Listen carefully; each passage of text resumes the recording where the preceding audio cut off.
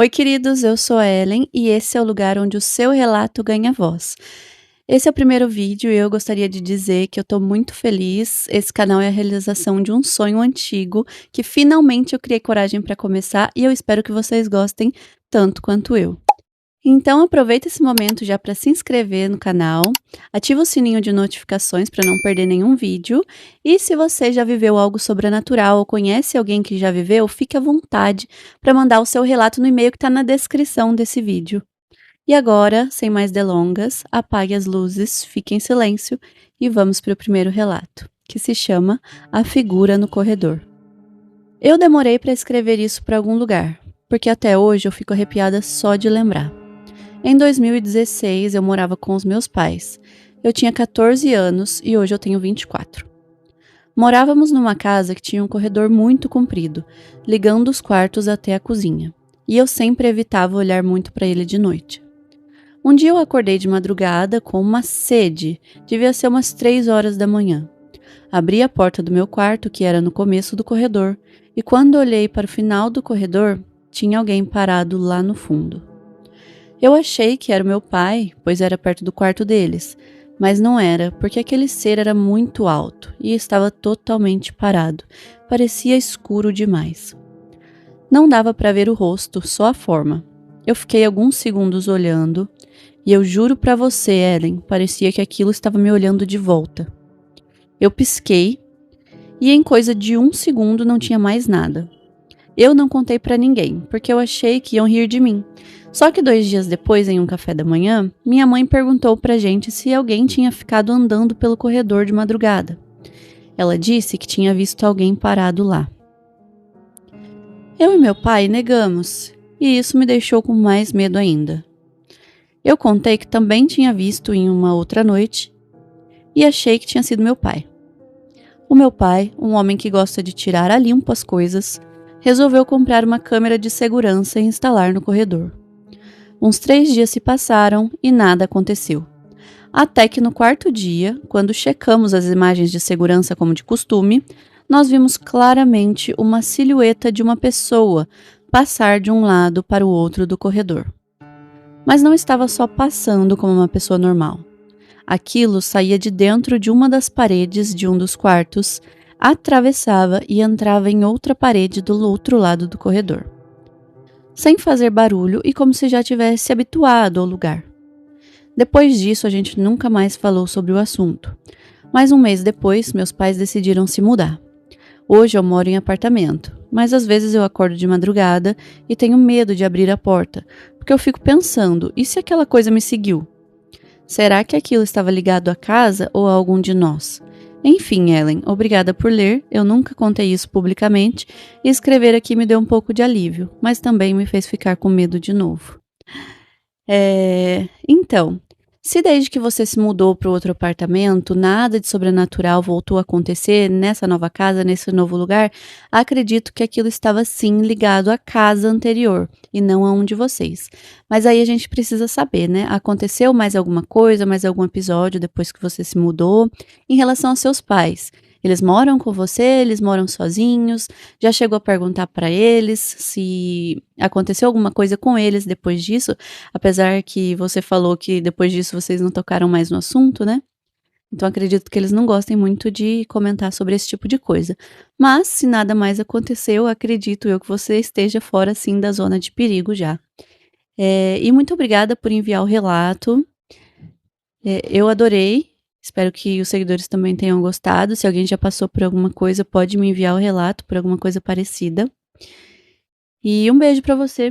Fica com Deus. Até a próxima. E, gente, eu esqueci de falar um detalhe para vocês.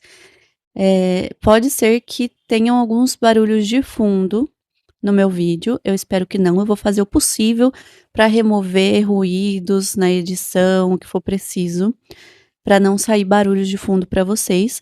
Mas pode ser que aconteça, porque eu moro na Índia. Sim, e aqui é muito barulhento, gente. Então, como vocês devem saber, já devem fazer uma ideia, a Índia é muita buzina.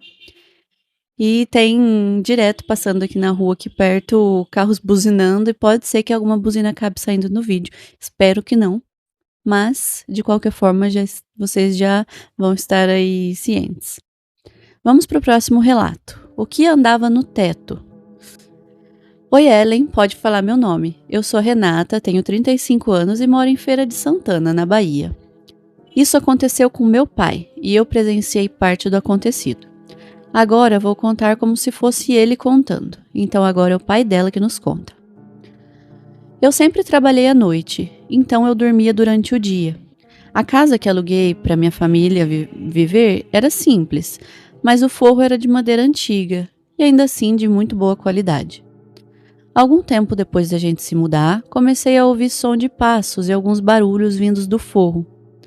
Minha mulher disse que devia ser um animal, provavelmente um gato, e eu achava o mesmo, apesar de ser um som um pouco mais pesado do que um gato andando e também bem lento. Uma tarde, enquanto eu descansava do trabalho, os sons voltaram, e eu fiquei cabreiro e decidi subir lá para ver. Ai, perdão, gente. Fui pro lado de fora da casa, peguei a escada e subi. Lá em cima, entre o telhado e o forro, tinha um espaço, que é muito usado por animais como pássaros, mas cabia uma coisa maior. Olhei ali pela fresta, mas não vi nada e desci. Falei para minha mulher que não tinha achado nada e fui voltar a dormir.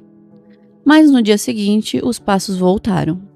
Só que dessa vez mais rápidos.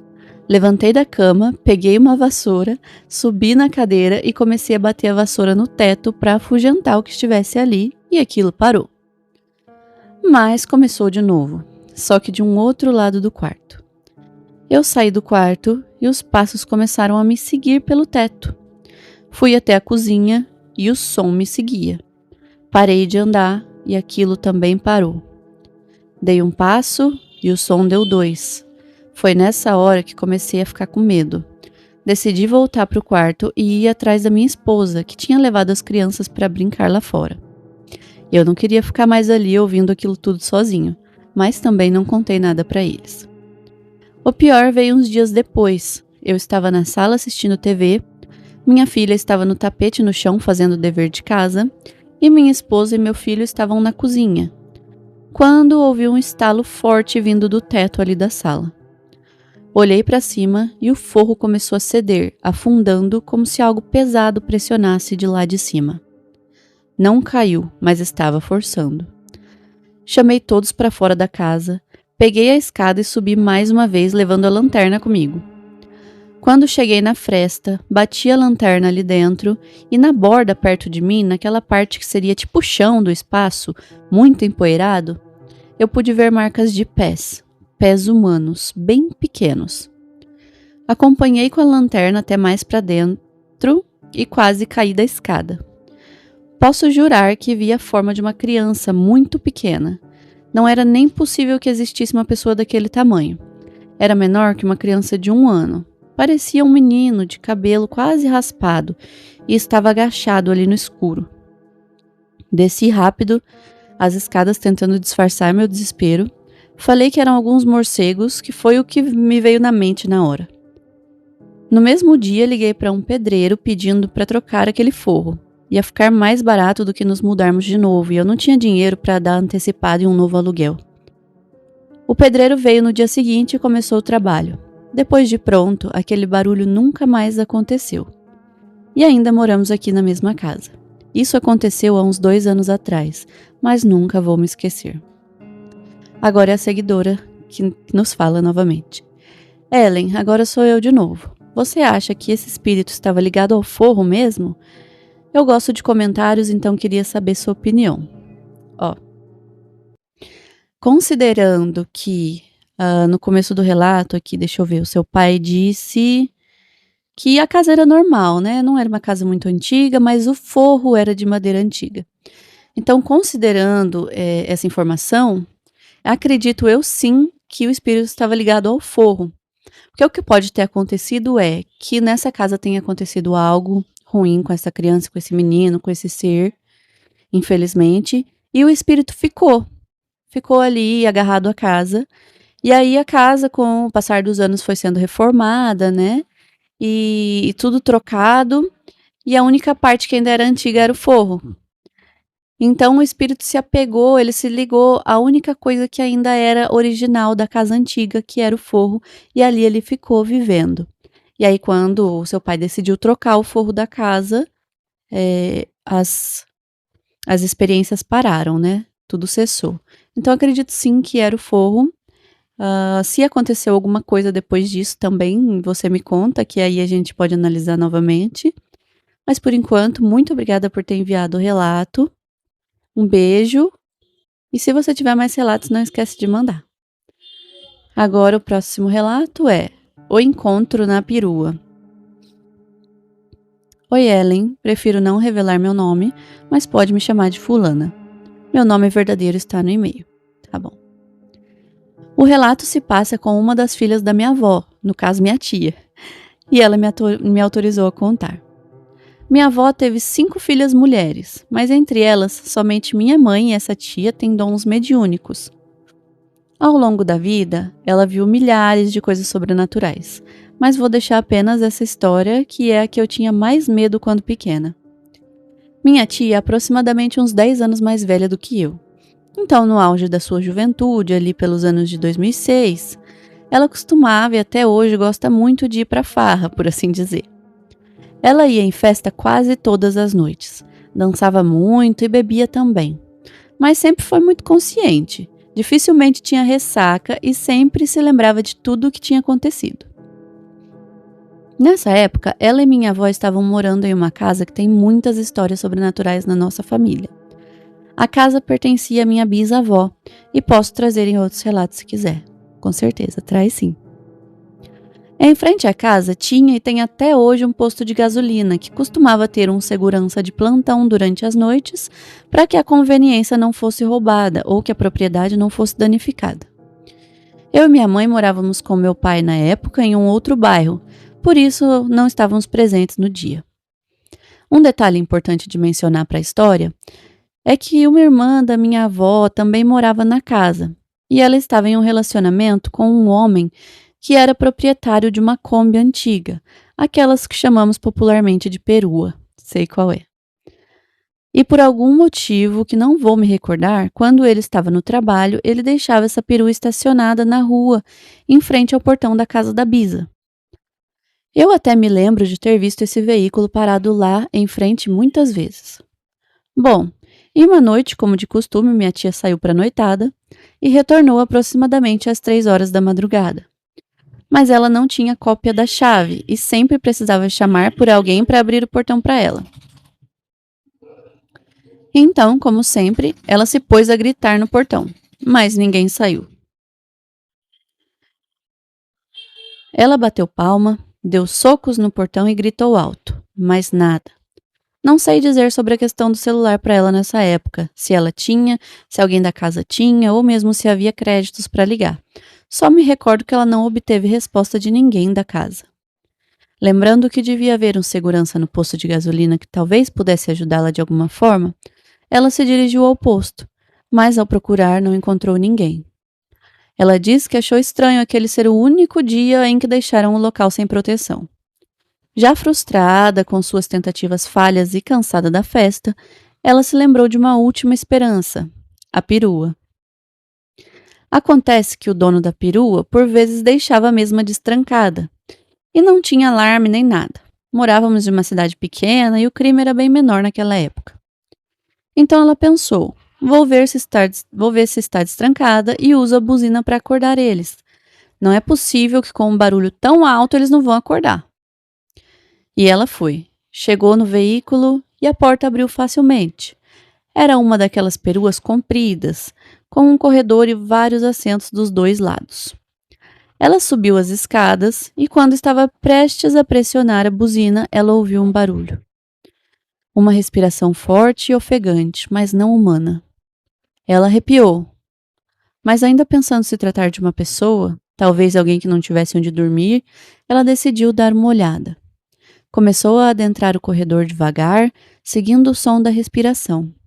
Quando finalmente chegou quase nos últimos bancos e pôde ver que o vidro do assento da janela estava quase todo embaçado, como acontece quando exalamos um ar quente contra o vidro de um veículo. Mais 2 passos e ela descobriu que estava dormindo naqueles bancos. Era um ser com pelagem totalmente preta. Poderia lembrar um cachorro, mas era maior do que um ser humano e se recostava no banco como um, com a cabeça virada para a janela e seu focinho encostado no vidro, respirando profundamente. Tinha braços longos e orelhas muito compridas e pontudas. Ela entrou em choque. Levou uns segundos para conseguir se mexer novamente e aquela coisa começou a farejar o ar, como se sentisse o cheiro dela. Foi então que ele despertou de seu sono, virou a cabeça para olhar para ela e ela pôde ver seus olhos amarelos. E aí ela correu. E muito. Saiu da perua, gritou tanto que no outro dia mal tinha voz e foi se esconder no posto de gasolina. Aquilo não a seguiu, mas ela passou a noite ali encolhida em um canto, rezando e olhando atentamente para a perua para ver se nada iria sair dali. O monstro nunca saiu da perua. Mas ao amanhecer, quando as ruas começaram a ficar movimentadas de novo, os funcionários do posto chegaram e a vida parecia normal, ela se arriscou a voltar para a frente da casa. Dessa vez, olhou pelo lado de fora mesmo, para dentro da perua, e não tinha mais nada.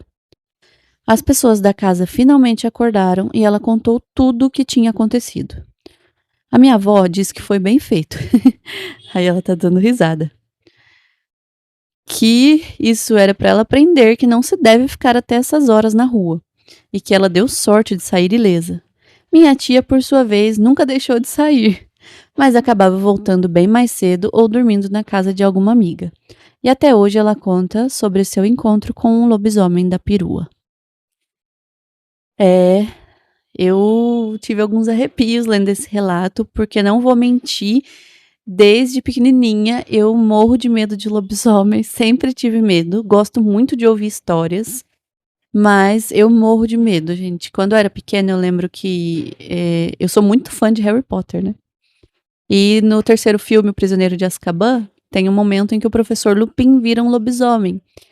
E aquilo me traumatizou, eu devia ter uns 8 anos, 9 anos de idade assistindo o filme, e aquilo me traumatizou de uma forma que eu fiquei semanas sem dormir.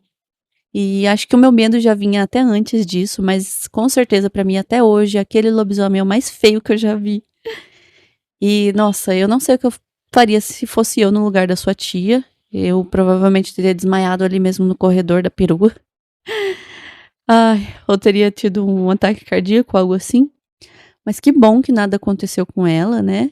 E de certa forma serviu para que ela cuidasse mais, né, da segurança dela, voltando para casa tarde da noite, ainda que ela só teve um avistamento, né, de um lobisomem, nada de ruim aconteceu com ela.